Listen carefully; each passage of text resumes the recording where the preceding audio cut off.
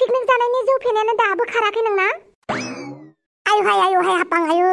हाला जाला दिनैनिफ्राय जौ लोंलां मानोबासो जौ लोंफ्लांनां आयु नोंलाय माथो जौखौनो लोङाखैबालाय बारा जौ लोंनो ना जौ बथलखौ खुलिनाय लोगो लोगोनो फेखादों आयु जानाय नंलाहाय आं बायदि मोदाय मोसालायनाय नुलायनाय लोंबा मा जागोन नोंलाय दुमफाव आयु खर'आनो 10टा गाहाम जानोसैमोन आंना मोदाय नुनायसो होनबावदों नों मानोबासो लोंफ्लांनाय आं आइजोंबो जि रायजाबाय हौवाफोरजों जौ लोंनाया मोनदों दासो होननानै आंना नोंखौ अमा राजामोनाव थांनोसो लिंहां जादोंमोन नोंनि बिदि अबस्थाखौ नुनानै लिंला दे हाय आं थाङाहाय आरो नोंहालाय अमा राजानावलाय मानो थांनो आंनि खामानि जेबो गैया बिखुनजोनि खामानिखौ लानानैसो थांनो नागिरदों आं अमा राजामोननाव आंहा ओरैनोबो दाय मावनानै लाखादों दाउसो देलायनो 50,000 फैसा होना लानानै मोनफिनाखैबो दा पुलिसफोरा खोन्थादों केरेलायाव दङ होननानै नंगौना नङाथाय आयु केरेलायावसो मोनहैबाय होनबा बेहा औ पुलिसफोरा लायनो थांगोननो गाबोन नङाबा समफोर ओमफ्राय फैबाथाय गारखाय आं दुमफाव बे दाउसो देलायखौ आयु आं मालाय माथो बुंबावनो आंनि अबस्थायानो जाला बमब्रमाया बेसरा हिन्जाव जानानै पिकनिक जानाया बरबाद बेहा औहाय बेसरा बेहा बरबाद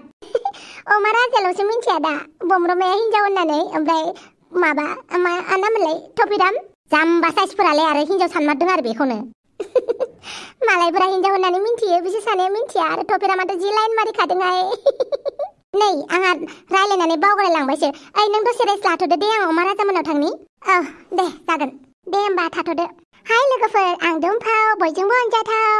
लोगोफोर दिनैनि भिडिअ'आबो गुसुं जागोन मानो होनोब्ला आङो दासान्दि सानाव खामानि मोनाखै आरो बे भिडिअ'खौ आङो 1 आवारनि गेजेरावनो खालामनानै दिहुनदों नोंथांमोना फोथायगोन ना फोथाया आं बेखौ मिन्थिला आंनि आखायाव बुहुत खम टाइम दङ दासान्दि माने सानाव आं टाइमखौनो मोनाखै एबार मागोनि सुथि जाबाथाय नोंथांमोना गोलाव भिडिअ नुनो मोनगोन So don't worry आं भिडिअ'खौ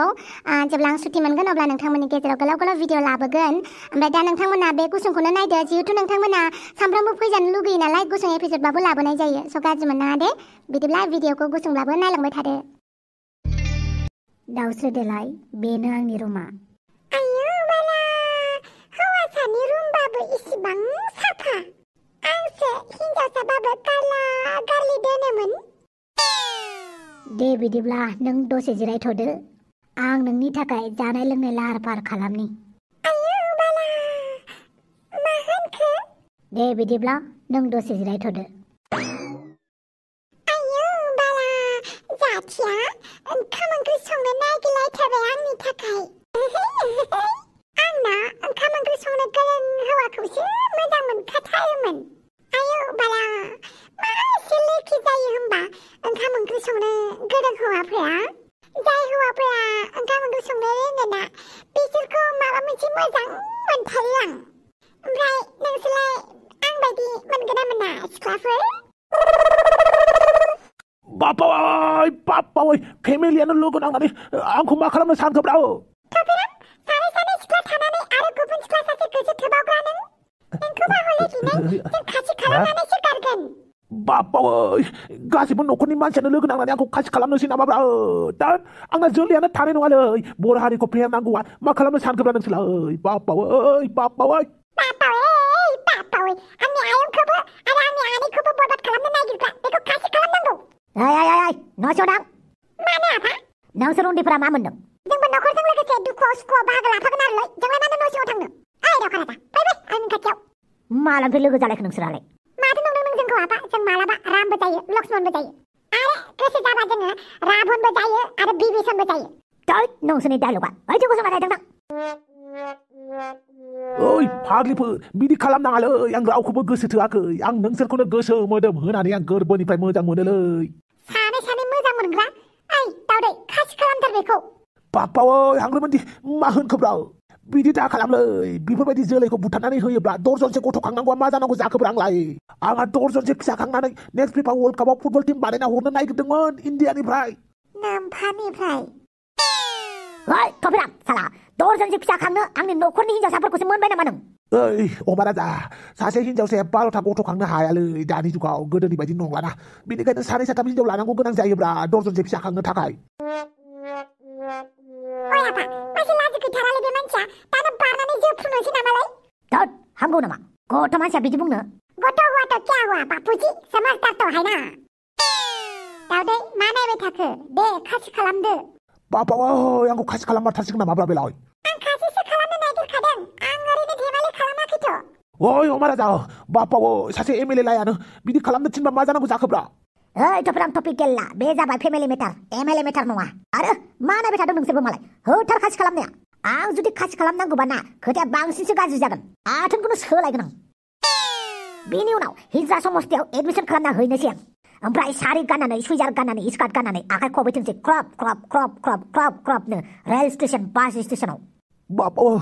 बापा워 सासे फोरोंगिरिखौ बिदि खालामनो हामालै नामावल'सो फोरोंगिरि दा नोङो आखलालाय माथो जुवागिरिसो सानै सिख्ला गोसो थोग्रा दे दावदै खासि खालामदो नै खालामनोसैयानो खालाम थोफ्रा नों गलाथ' एबार आंनि आखाइनिफ्राय आनै बारा डायलग मारिबाय थानाङालै नायदो एबार आंनि खासि खालामनायखौ बापा워 मायाव थुखोब्रा बापा워 दे बाराबा हले नों गला हेलौ मा होनखो सोरनि बिहामजोआ सोरनि बिहावजों खारलांखो होननानै बुंखो आच्छा डिटेल्सखौ मोजाङै आंनि वाट्सएपआव खोन्थाहरलाय आं गाबोननो रादाबखौ होगोन आच्छा दे दोनथ'बाय दा साला लाखारला निउसनि अनगा जेबो निउस मोनला नामाब्रा आंलाय बे उन्दै बैसोआव हाबा जानाय मानसिफोरा गोसो थोलायना नायनो लुगैनानैनो खारथिंलागासिनो बायदि मोनदों आं दासो दानि गोदान मुगानि गोदान सेंग्रा सिख्लानि गोसो थोलायनायखौ नुनानै बिसोरा सिगां हाबा जाना लाग्रोना दासो गोसो थोलायफिननो लुगैदों सुवादफोरा बेनिखायनो हौवा थाखानानै हिनजाव थाखानानै गथ' गथाय थाखानानै खारला खारलि जालायगासिनो माथो दाबो हिनजावनि गेटाबावनो दं नोंलाय माथो खालामबावनोब्रा हिनजावनि गेटाबाव थानानै ओरैबायदि मोनदों आं गावखौनो साला बे दाउस्रि देलायनि थाखायनो जाबाय गोदान बोसोरावबो मोजाङै पिकनिकखौनो जानो मोनासै बे थङालिनि थाखायनो ओमफ्राय मा रादाब नै दासो गोदान रादाब सफैदों बेसर बारियाव सिख्लाफोरा रिल्स बानायहैनानै फट' साफायनानै बेसर बिफांखौ गाफायजोबना गालांदोंनो बिनिनो बेसर बागाननि बिगोमाया जोबोद दुखु मोनदों आरो बेखौ निउसाव होनो थाखाय खावलायदों बे बेसर बारिखौ ना सिख्लाफोरानो गाग्लोबजोबनानै मनसे सेस लस खालामजोब्बाय ओरैनोबा बिगासेल' गायथारदोंमोन बेसरखौनो बिनिनो मनसे गोजोन जानाय जखाखौनो बेसर बारिखौ गाग्लोबजोबना गालांबाय साला सुवाद हारामि सिख्लाफ्रा गाबोन मोजाङै भिडिअ बानायगोन आं बेसर बारिनि सोमोन्दै आच्छा दाउस्रि देलायनि खबरालाय माथो जाखो माबाफोर खबर मोनदों नामा खोनानो मोनदों दाउस्रि देलाया केरेलायाव दंहैयो होननानै दानि बावैसो पुलिस स्टेशननिफ्राय फन फैदोंमोन आच्छा आंखौ खैफोदाव खोलैना गालांनानै केरेलायावसो दंहैयो होमबा बियो औ सुवाद दाउस्रि देलाय नों आंखौ बिराद गाज्रि फानाव खोलैना गालांबायना बिथिंजाय बे